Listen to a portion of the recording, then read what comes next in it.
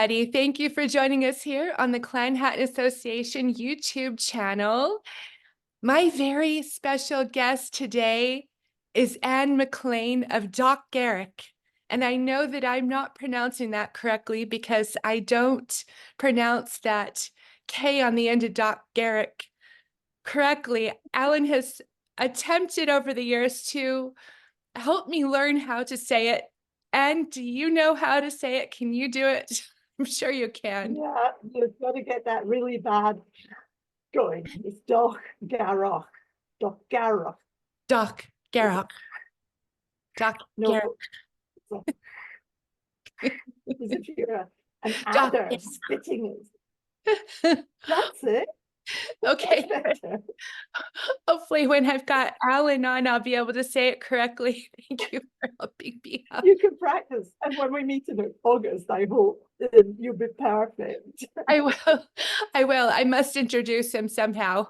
So, thank you for being here with us today. You know, I overuse 4 words on this channel. Excited is one of them. But I was very excited to have you come on. You're a great friend. And I just really thought that it would be fun to have you come on and talk to the viewers and talk to everyone a little bit more about what Clan Maclean and the Macleans of the North, the Macleans of Dochgarroch, Much better. Well done. are up to, and what you do on a regular basis. And so I know that you spearheaded this huge event last year and have done so in the past. And I wanted to hear from you a little bit about what that was like. And so can you tell everyone what the event was last year? Yeah. We in 2017 we ran big gatherings. We have done every 5 years since the 1990s. And prior to that, they were much smaller gatherings. And they started out being gatherings to commemorate the 1912 gathering when Sir Fitzroy Maclean, old Sir Fitzroy, as he was called, had renovated Dochgarroch Castle and handed it back to the Macleans. And lots and lots of people, all the chieftains you could think of, all the grandees, were sailed across from Oban in a yacht, in a private yacht, something, moved into tiny little dinghies and arrived at the pier at Dochgarroch Castle, swathed in tartan and in beautiful, the women in the wonderful hats, beautiful Edwardian dresses, marched up to the castle and were met by old Sir Fitzroy, who by that time was a very elderly man. And that was the start of it. And then they had a few gatherings, I think, in the 80s, which were sort of fewer people, maybe just 100 for a day. And it got bigger and bigger and bigger. And in 2012, my husband, Alan, who you'll probably see at some point, he decided with his committee that would be the last gathering. We would just blow everything on that. We couldn't cope anymore. So we ended up with 1,000 Macleans at Dochgarroch Castle on a small island in the Highlands for a week of festivities. And we had fireworks, we had ceilidhs, we had grand balls, we had dances, we had expeditions. And everybody left saying, we're coming back. In 5 years' time, we're coming back. Alan and I were saying, no, we're not doing it. However, 2017 came, the chief said to me, would I do another one? I said, yeah, okay, I'll do one more. So we did 2017 and we ended up with about 600-700 people on Mull for a week of festivities. After that, what happened? COVID happened. We were due to have another gathering in 2022 and we decided to postpone it because we weren't sure how the world would be. So we postponed it. But we thought we would just have a virtual gathering instead, which the Farquharsons had run a very successful virtual gathering. So we started investigating that. And instead of having something very small, of course, like all Maclean things, it got bigger and bigger and bigger and bigger. And we ended up with, I think, about 70 or 80 different items which people could access, and about the clan, its history, games. It was fun. And then in 2023, last year, I did my final gathering. Absolutely no way anymore. We had again about 600 or 700 employees. on Mull for a week. Wow. How do you even make accommodations for all of those people? That's incredible. Well, we don't deal with the accommodations, but people do have to do their own thing. And occasionally it goes awry. There were a lovely couple of women who were Indigenous Americans, and they had asked their travel agent to book them accommodation in Tobermory. But they didn't specify the Isle of Mull, Scotland. So they ended up, their accommodation turned out to be in Tobermory, Canada. And they only discovered about a week before they arrived that actually they were not going to be accommodated on the Isle of Mull. So a lot of hard work went into finding them somewhere to stay. But we take over the island. It's great fun.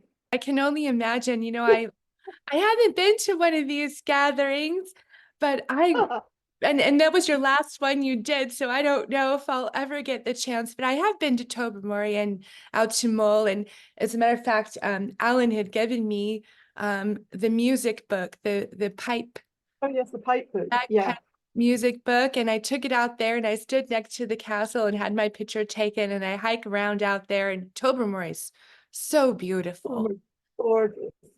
It And the really, shops are lovely, and it's just so pretty, and it's such a nice atmosphere, and the people are wonderful, and they're such a help to us when we oh. put a gathering on. We can do it without them. Amazing people. So when you're out there, So do you have the gathering? Do you have several events that you do? You were just talking about a ball and a grand ball. we have a well, we start out gently with a sort of registration day, and then um, we have whiskey tastings for 2 nights, which my son runs with Jeffrey Street Whiskey and Cigars, and that is like 100 people each night, 100 people for whiskey tasting over 2 different nights, 100 each night. We have expeditions to places of interest. We unveil cairns. This in the past time it was to the Rankin Piper, the piping school at Kilbrennan on the northwest of Mull. And we had an expedition to Kilfone and Ardnamurchan, which is across from the Isle of Mull, you know, and we went to a whiskey tastings there, a lot of whiskey involved. And we went down in coaches, 2 small coaches, down the peninsula, stopped for lunch, went to a whiskey distillery, had a tour, visited the Macleans of Dochgarroch, came back via a different ferry. And then we have two giant marquees. One is put up at Duke Castle, and the other marquee is put up in Tobermory. And that was the worst thing actually, because we had this is £20,000 worth of marquee, including the men to raise them and drop them. It's not just a small tent. It's one big enough to take 600 people. And there's a very sharp turn to get it up onto. The only flat bit is Brandon to Tobermory, as you will appreciate. Yes. Inside the Western Isles Hotel, you know. Yes. And I got in and I said to them, please don't let anyone park there. The lorries won't go around. And Mr. Maclean parked his hire car there and went away for the day, and the lorries could not get round the turn to put the marquees up. Oh no. Oh, what did you do? Well, the people of Mull came to my rescue as usual. The rugby team from Oban, who were helping to put it up, knew someone. And the someone, Mr. Brown, came, and he brought his flatbed truck, and he got some friends, and they unloaded the entire marquee, all its wooden flooring, everything, onto flatbed trucks, which were smaller, took them up on the electric marquee. I can't tell you how often I've been driving around the north of Scotland and run into this problem. You probably, I don't know if you've never been, you don't understand that this can happen. Oh my And you just think, ah. And we have a grand ball, which the chief and his family come to as well. And we have the person who always plays for our kids. He comes with his band, and we dance for hours. And then we have a proper, well, it's a sort of Cayley concert. We get people who are, we have the Gaelic choir, the Isle of Mull award-winning, Gaelic choir. Oh. And they sing for us so beautifully, and we have Soren and Hannah, Soren Maclean, his partner Hannah Fisher, who are young musicians. They play, you know, we had the ukulele band. We had the Tobermory ukulele band. Wow. That was fun. We have dancers, we have everything. Oh And my then we have God. the actual gathering itself at the castle on the Saturday. And everybody marches up to the castle. 1,000 Macleans, boom, march up to the castle, and our chief priest is there. Can I be a Maclean? Except that was your last one. You're not going to do anymore. Now, what am I going to do? But I have it with authority. The next one will be in 2027. Well, we should all go. Can anyone go? Well, we can. Become Can an anyone associate join? member, or Okay. come under the aegis of someone else who is a member, and then you could get in. Is the membership open to anyone, or do you have to be a Maclean or have, you know, I think somewhere in my history there, my ancestry, there might be Maclean somewhere. There's got to be. It's got to be within 3 levels. It has to be grandmother level, has to be within 3 generations. Okay. So there'd be a retrospective name change. Way to go. Yes. Let's just change our names to Maclean. My name is Maclean. How did you know? It sounds truly wonderful, and I know that we're going to be posting some pictures throughout this chat of ours, so that people can see what that looks like. But what great fun! And I always love to attend a ceilidh. It's more fun, I feel like, in Scotland. I think that's probably right. Yeah. People want to socialize. And also at the gatherings, I must say, I think the thing that comes out of it most is people with a common heritage from all around the world, and from Tasmania north to anywhere, want to be there to meet people with a common heritage. That's what they want. And they want to be together and feel at home. Because for a lot of people, for us who live in Scotland, we just accept it. It's our background. It's nothing sort of intrinsically special because we're grounded here anyway. But for people whose family moves, it's very important to them. And I think that's something we have to be aware of when people save up and travel across the world to be here as part of our big family. It's very important to welcome these people. I believe that wholeheartedly, and being here in the States and just seeing the intrigue, it's a little bit difficult to describe that, and I don't know exactly what it is about the Scottish culture. I've been around it all of my life. My very early memories of being, maybe I was 2 or 3, holding a hand of a parent and watching Highland dancing. And I don't know exactly what it is, Anne. But I can tell you that I think for Americans, it's because our country is not very old. And I've always thought that, you know, everyone's looking for their roots and where they came from. Everyone came from somewhere, not too many generations back. And so I think there's that. But then also too, here in the States, it's incredible. I mean, you go to the Highland Games here, there are so many people wearing tartan, trying to look Scottish. Yeah. You know, I mean, they all wear their tartan here at the games. There's 50 or 100 clans represented. And then you look across the pipe band world, which I'm involved with, and Yeah. there are, you know, I look across the Highland Games, the massed bands, as I just did this past weekend at the games here. And there are so many people from all over the world, all races, all walks of life, that maybe don't even have any Scottish heritage or ancestry at all, that are all in with Absolutely. Yeah. their Yeah. instruments, and the culture is just phenomenal here. I think we have 124 Highland Games across the United States every year. Huge. It's huge. And And it's very different from here.